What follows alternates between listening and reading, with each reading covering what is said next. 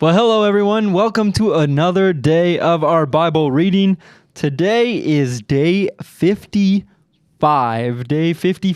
and we are reading starting in Leviticus chapter 15. So we are going to read.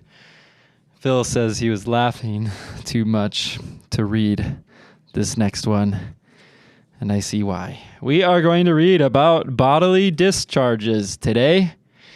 Here we go. All right, chapter 15, verse 1, bodily discharges. The Lord said to Moses and Aaron, "Give the following instructions to the people of Israel. Any man who has a bodily discharge is ceremonially unclean. This defilement is caused by his discharge. Whether the discharge continues or stops, in either case the man is unclean. Any bed on which the man with the discharge lies and anything on which he sits will be ceremonially unclean. So if you touch the man's bed, you must wash your clothes and bathe yourself in water, and you will remain unclean until evening. If you sit where the man with the discharge has sat, you must wash your clothes and bathe yourself in water, and you will remain unclean until evening. If you touch the man with the discharge, you must wash your clothes and bathe yourself in water, and you will remain unclean until evening. If the man spits on you, you must wash your clothes and bathe yourself in water, and you will remain unclean until evening. Any saddle blanket on which the man rides will be ceremonially unclean. If you touch anything that was under the man, you will be unclean until evening. You must wash your clothes and bathe yourself in water, and you will remain unclean until evening. If the man touches you without first rinsing his hands, you must wash your clothes and bathe yourself in water, and you will remain unclean until evening. Any clay pot the man touches must be broken, and any wooden utensil he touches must be rinsed with water. When the man with the discharge is healed, he must count off 7 days for the period of purification. Then he must wash his clothes and bathe himself in fresh water, and he will be ceremonially clean. On the 8th day, he must get 2 turtle doves or 2 young pigeons and come before the Lord at the entrance of the tabernacle and give his offerings to the priest. The priest will offer one bird for a sin offering and the other for a burnt offering. Through this process, the priest will purify the man before the Lord for his discharge. Whenever a man has an emission of semen, he must bathe his entire body in water, and he will remain ceremonially unclean until the next evening. Any clothing or leather with semen on it must be washed in water, and it will remain unclean until evening. After a man and a woman have sexual intercourse, they must each bathe in water, and they will remain unclean until the next evening. Whenever a woman has her menstrual period, she will be ceremonially unclean for 7 days. Anyone who touches her during that time will be unclean until evening. Anything on which the woman lies or sits during the time of her period will be unclean. If any of you touch her bed, you must wash your clothes and bathe yourself in water, and you will remain unclean until evening. If you touch any object she has sat on, you must wash your clothes and bathe yourself in water, and you will remain unclean until evening. This includes her bed or any other object she has sat on. You will be unclean until evening if you touch it. If a man has sexual intercourse with her and her blood touches him, her menstrual impurity will be transmitted to him. He will remain unclean for 7 days, and any bed on which he lies will be unclean. If a woman has a flow of blood for many days that is unrelated to her menstrual period, or if the blood continues beyond the normal period, she is ceremonially unclean. As during her menstrual period, the woman will be unclean as long as the discharge continues. Any bed she lies on and any object she sits on during that time will be unclean, just as during her normal menstrual period. If any of you touch these things, you will be ceremonially unclean. You must wash your clothes and bathe yourself in water, and you will remain unclean until evening. When the woman's bleeding stops, she must count off 7 days, then she will be ceremonially clean. On the 8th day, she must bring 2 turtle doves or 2 young pigeons and present them to the priest at the entrance of the tabernacle. The priest will offer one for a sin offering and the other for a burnt offering. Through this process, the priest will purify her before the Lord for the ceremonial impurity caused by her bleeding. This is how you will guard the people of Israel from ceremonially uncleanness. Otherwise, they would die, for their impurity would defile my tabernacle that stands among them. These are the instructions for dealing with anyone who has a bodily discharge, a man who is unclean because of an emission of semen, or a woman during her menstrual period. It applies to any man or woman who has a bodily discharge and to a man who has sexual intercourse with a woman who is ceremonially unclean. Chapter 16, the Day of Atonement. The Lord spoke to Moses after the death of Aaron's 2 sons, who died after they entered the Lord's presence and burned the wrong kind of fire before him. The Lord said to Moses, "Warn your brother Aaron not to enter the most holy place behind the inner curtain whenever he chooses. If he does, he will die. For the ark's cover, the place of atonement, is there, and I myself am present in the cloud above the atonement cover.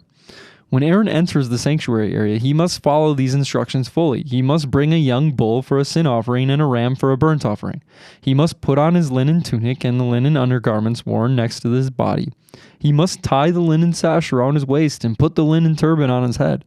These are sacred garments, so he must bathe himself in water before he puts them on.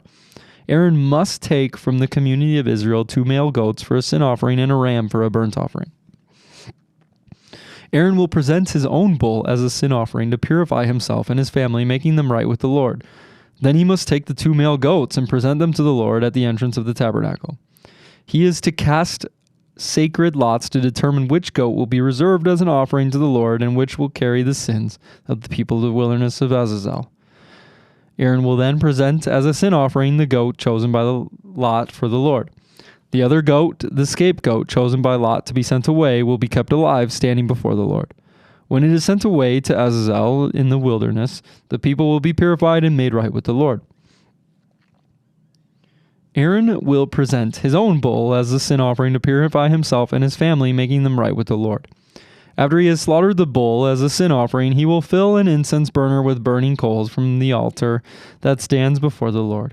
Then he will take 2 handfuls of fragrant powdered incense and will carry the burner and the incense behind the inner curtain. There in the Lord's presence he will put the incense on the burning coals so that the cloud of incense will rise over the ark's cover, the place of atonement, that rests on the ark of the covenant. If he follows these instructions, he will not die. Then he must take some of the blood of the bull, dip his finger in it, and sprinkle it on the east side of the atonement cover. He must sprinkle blood 7 times with his finger in front of the atonement cover. Then Aaron must slaughter the first goat of a sin offering for the people and carry its blood behind the inner curtain. There he will sprinkle the goat's blood over the atonement cover and in front of it, just as he did with the bull's blood. Through this process, he will purify the most holy place, and he will do the same for the entire tabernacle because the defiling sin and rebellion of the Israelites. No one else is allowed inside the tabernacle when Aaron enters it for the purification ceremony in the most holy place. No one may enter until he comes out again after purifying himself, his family, and all the congregation of Israel, making them right with the Lord. Then Aaron will come out to purify the altar that stands before the Lord. He will do this by taking some of the blood from the bull and the goat and putting it on each of the horns of the altar. Then he must sprinkle the blood with his finger 7 times over the altar. In this way he will cleanse it from Israel's defilement and make it holy. When Aaron has finished purifying the most holy place in the tabernacle and the altar, he must present the live goat. He will lay both of his hands on the goat's head and confess over it all the wickedness, rebellion, and sins of the people of Israel. In this way he will transfer the people's sins to the head of the goat. Then a man specially chosen for the task will drive the goat into the wilderness. As the goat goes into the wilderness, it will carry all the people's sins upon itself into a desolate land. When Aaron goes back into the tabernacle, he must take off the linen garments he was wearing when he entered the most holy place, and he must leave the garments there. Then he must bathe himself with water in a sacred place, put on his regular garments, and go out to sacrifice a burnt offering for himself and a burnt offering for the people. Through this process he will purify himself and the people, making them right with the Lord. He must then burn all the fat of the sin offering on the altar.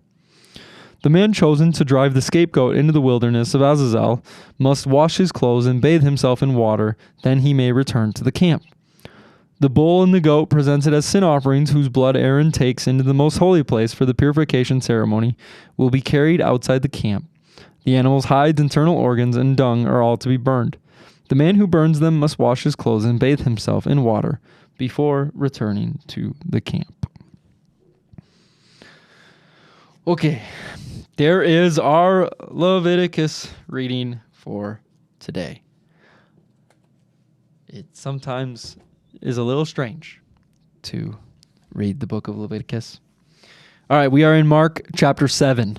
Mark chapter 7, verses 1 through 23. Jesus teaches about inner purity. One day, some Pharisees and teachers of religious law arrived from Jerusalem to see Jesus. They noticed that some of his disciples failed to follow the Jewish ritual of hand washing before eating. The Jews, especially the Pharisees, do not eat until they have poured water over their cupped hands, as required by their ancient traditions. Similarly, they don't eat anything from the market until they immerse their hands in water. This is but one of many traditions they have clung to, such as their ceremonial washing of cups, pitchers, and kettles. So the Pharisees and the teachers of the religious laws asked him, "Why don't your disciples follow our age-old tradition? They eat without first performing the hand-washing ceremony." Jesus replied, "You hypocrites! Isaiah was right when he prophesied about you, for he wrote, 'These people honor me with their lips, but their hearts are far from me. Their worship is a farce, for they teach man-made ideas as commands from God. For you ignore God's law and substitute your own tradition.'" Then he said, "You skillfully sidestep God's law in order to hold on to your own tradition. For instance, Moses gave you this law from God. Honor your father and your mother, and anyone who speaks disrespectfully of your father or mother must be put to death.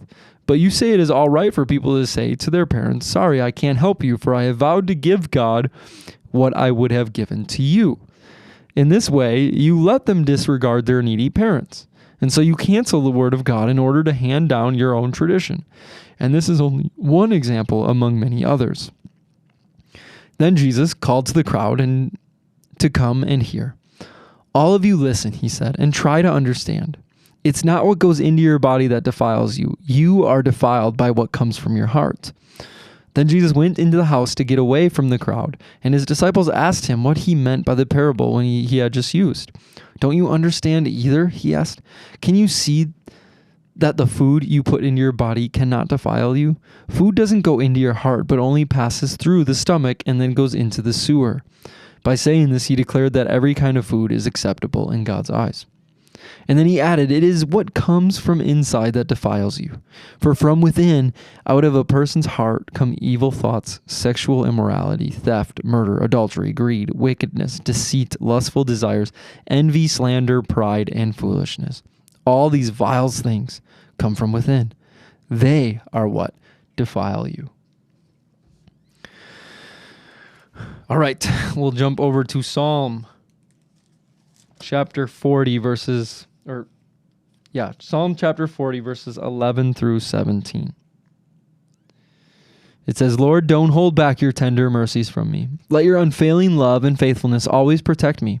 For troubles surround me, too many to count. My sins pile up so high I can't see my way out. They outnumber the hairs on my head, and I have lost all courage.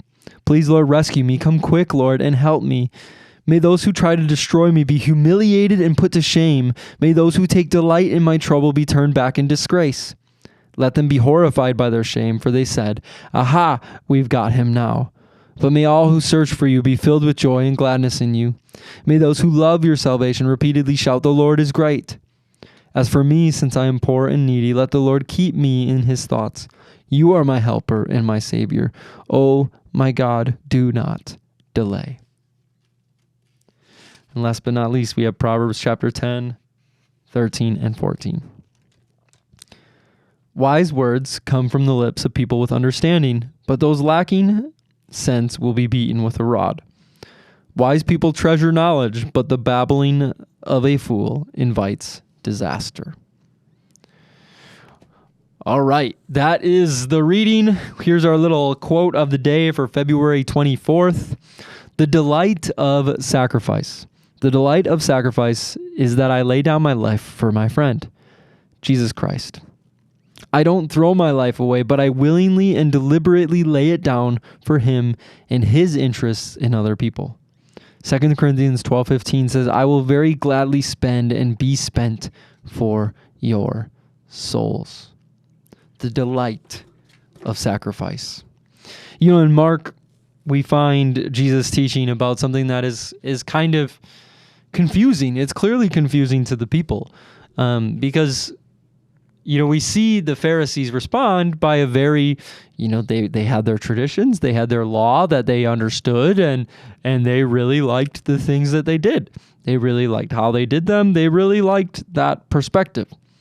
And yet we see Jesus confront them and say, it's not about what you put into your body that is making you right with God or making you whole or making you clean or what defiles you. No, it's actually about what comes from your heart. And this is a big topic for us. It says there in verse 20, it says, or 21, for from within, out of a person's heart, come evil thoughts and all of these other terrible things.